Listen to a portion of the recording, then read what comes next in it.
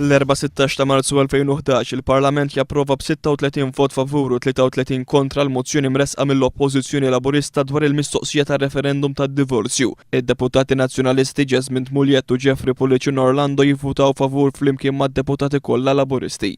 Is-Sibt 11 ta' Ġunju 2011 il-Parlament jiddiskuti mozzjoni li kienet tikkundanna żieda ta' €500 fil-ġimgħa lil membri tal-Gabinett taw lilhom infushom minkejja li votaw kontra. Id-deputati nazzjonalisti Jesmint Muljet u Jeffrey Policin Orlando jgħidu li jagħmlu hekk biss biex ma jġibux instabilità fil-pajjiż f'mument fejn il-Parlament kien wasal biex japprova l-liġi tad-divorzju.